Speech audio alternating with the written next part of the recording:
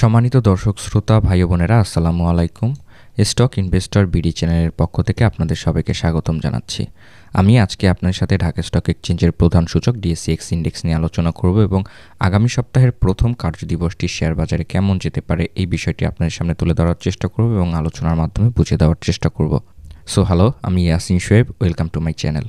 তো দর্শক, আমরা যদি বিগত সপ্তাহের শেষ কার্যদিবসের ক্যান্ডেলটি একটু লক্ষ্য করি তাহলে দেখতে পাচ্ছি আমাদের ক্যান্ডেলটি গ্রিন একটি ডজি ক্রিয়েট করে দিনটি পার করেছে এবং ভলিউমের দিকে লক্ষ্য করলে দেখতে পাচ্ছি গ্রিন একটি ভলিউম এবং বিগত দিনের থেকে কিন্তু পজিটিভলি একটি আপ ট্রেন্ড করেছে আমাদের ভলিউমটি এবং লেনদেনের পরিমাণটিও একটি বেশি হয়েছে। তো বিস্তারিতভাবে আলোচনায় যাওয়ার আগে আমরা যদি মার্কেট মুভমেন্টটি একটু লক্ষ্য করি তাহলে দেখতে পাচ্ছি বিগত সপ্তাহের শেষ কার্যদিবসে আমাদের শেয়ার বাজারের দিনটি শুরু হয়েছিল ৬,২৪৩ পয়েন্ট থেকে।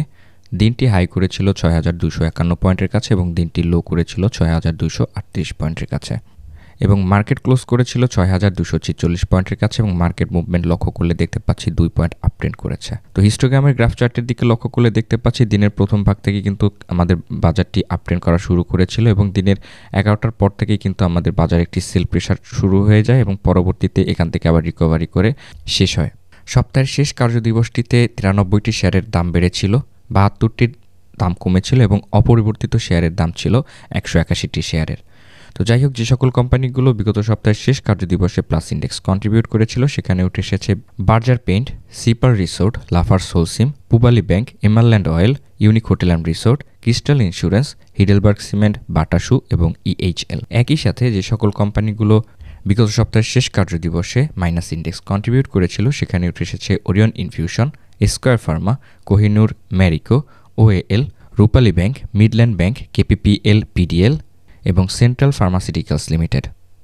তো যাই হোক, আমরা যদি এখন ডিএসসিএক্স ইন্ডেক্সের সাপোর্ট এবং রেজিস্ট্যান্স লাইনটিকে একটু লক্ষ্য করি তাহলে দেখতে পাচ্ছি আমাদের বর্তমানে প্রথম যে সাপোর্ট লাইনটি রয়েছে এটি রয়েছে ৬,২২৬ পয়েন্টের কাছে। দ্বিতীয় যে সাপোর্ট লাইনটি রয়েছে এটি রয়েছে ৬,১৮৯ পয়েন্টের কাছে। তো আমরা যদি এখন রেজিস্ট্যান্স লাইনটিকে একটু লক্ষ্য করি তাহলে দেখতে পাচ্ছি আমাদের প্রথম যে রেজিস্ট্যান্স লাইনটি রয়েছে এটি রয়েছে ৬,২৬৭ পয়েন্টের কাছে। দ্বিতীয় যে আমাদের রেজিস্ট্যান্স লাইনটি রয়েছে এটি রয়েছে ৬,৩০০ পয়েন্টের কাছে এবং তৃতীয় যে আমাদের রেজিস্ট্যান্স লাইনটি রয়েছে এটি রয়েছে ৬,৩৪৭ পয়েন্টের কাছে।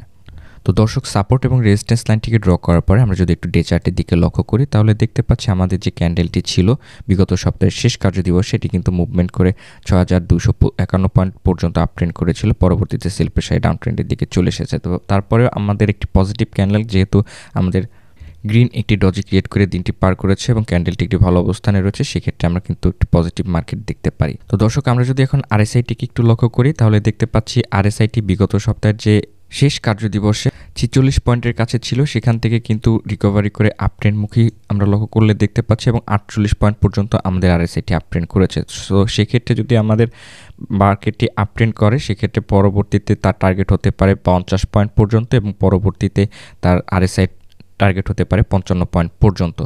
যাই হোক, বর্তমানে আরএসআইটি একটি ভালো অবস্থানে রয়েছে। তো আমরা যদি এখন এমএসিডি ক্রসওভারটি একটু লক্ষ্য করি তাহলে দেখতে পাচ্ছি এমএসিডি ক্রসওভার থেকে কিন্তু আমরা এখন পর্যন্ত পজিটিভ সিগন্যাল পাচ্ছি না। ফাস্ট মুভিং অ্যাভারেজ লাইনটি কিন্তু ডাউন ট্রেন্ডের দিকে এখনও রয়েছে এবং স্লো মুভিং অ্যাভারেজ লাইনটিও কিন্তু আমাদের এই ফাস্ট মুভিং অ্যাভারেজ লাইনটিকে সাপোর্ট দিয়ে ডাউন ট্রেন্ডের দিকে নিয়ে যাচ্ছে। সো এখন পর্যন্ত কিন্তু আমরা এমএসিডি ক্রসওভার থেকে কনফার্মেশন কোনো কিছু পাচ্ছি না। বাট এমএসিডি ক্রসওভার কিন্তু বিগত দিনে যে ডাউন ট্রেন্ডের পরেও কিন্তু আমাদের এখানে একটি স্টেবল অবস্থানে রয়েছে এবং বিগত সপ্তাহের শেষ কার্যদিবসেও কিন্তু আমাদের স্টেবল অবস্থানে রয়েছে। তো সেখান থেকে কিন্তু একটি পজিটিভ কিছু আশা করা যায়। তো যাই হোক, হিস্টোগ্রামের ভলিউমের দিকে লক্ষ্য করলে দেখতে পাচ্ছি ভলিউম থেকেও কিন্তু আমরা কোনো পজিটিভ সিগন্যাল পাচ্ছি না, ডাউন ট্রেন্ডের দিকে র্যালি করছে আমাদের হিস্টোগ্রামের ভলিউমটিও এবং রেড একটি ভলিউম ক্রিয়েট করে আমাদের মার্কেটটি ক্লোজ করেছিল। তো যাই হোক, আমরা কিন্তু এমএসিডি ক্রসওভার থেকে কোনো পজিটিভ সিগন্যাল পাচ্ছি না। আরএসআই থেকে কিন্তু আমরা পজিটিভ সিগন্যাল পাচ্ছি, যেহেতু আমাদের আরএসআইটি একটি স্ট্রংলি আপট্রেন্ড আমরা লক্ষ্য করলে দেখতে পাচ্ছি। তো আগামী সপ্তাহের প্রথম কার্যদিবসে আমরা যারা বিনিয়োগ করবেন বলে চিন্তা ভাবনা করছেন অবশ্যই মার্কেট মুভমেন্টটি একটু 12টা পর্যন্ত অবজার্ভ করে তারপরে বিনিয়োগের সিদ্ধান্ত নেবেন, কারণ বর্তমানে মার্কেট ডাউন ট্রেন্ডে বা আপ ট্রেন্ডে সেটি কিন্তু মধ্যভাগেই কিন্তু যায়। সেক্ষেত্রে কিন্তু আমরা একটু মধ্যভাগ পর্যন্ত একটু যদি দেখে শুনে বুঝে বিনিয়োগ করতে পারি সেক্ষেত্রে পজিটিভ কিছু আমরা অ্যাচিভ করতে পারবো বলে আমি ধারণা করছি। তো যাই হোক, আগামীকালকের মার্কেটটি আপ ট্রেন্ডে যাওয়ার সম্ভাবনা রয়েছে, বাট এখানে আরেকটি দেখার বিষয় হচ্ছে এখানে বিগত সপ্তাহের পরবর্তী 2-3 কার্যদিবসে কিন্তু একটি রেজিস্ট্যান্স লাইন ক্রিয়েট করেছে ৬,২৫৪ পয়েন্টের কাছে এবং আমাদের একটি সংক্ষিপ্ত সাপোর্ট লাইনও ক্রিয়েট করে ফেলেছিল ৬,২৩৯ পয়েন্টের কাছে। তো বিগত কয়েকদিন ধরেই দেখতে পাচ্ছি আমাদের এই সাপোর্ট এবং রেজিস্ট্যান্স লাইনের মধ্যেই অবস্থান করছে আমাদের ক্যান্ডেলটি।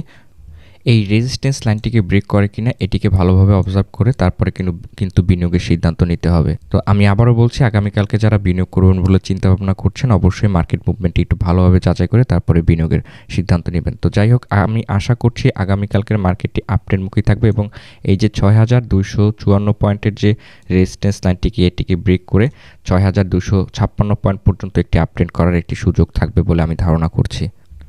তো ধন্যবাদ সবাইকে আমার এই ভিডিওটি দেখার জন্য। আর এখনও যারা আমার এই চ্যানেলটিকে সাবস্ক্রাইব করেননি, প্রতিদিনকার মার্কেট আপডেট পেতে চ্যানেলটিকে সাবস্ক্রাইব করবেন এবং পাশে থাকা নোটিফিকেশন আইকনটি অন করে দিবেন। অলরেডি যারা চ্যানেলটিকে সাবস্ক্রাইব করেছেন তাদেরকে অসংখ্য ধন্যবাদ জানাচ্ছি। আপনার এবং আপনার পরিবারের সবার সুস্বাস্থ্য এবং মঙ্গল কামনায় ভিডিওটি শেষ করছি। আমার জন্য দোয়া করবেন এবং আমার পরিবারের জন্য দোয়া করবেন। আসসালামু আলাইকুম।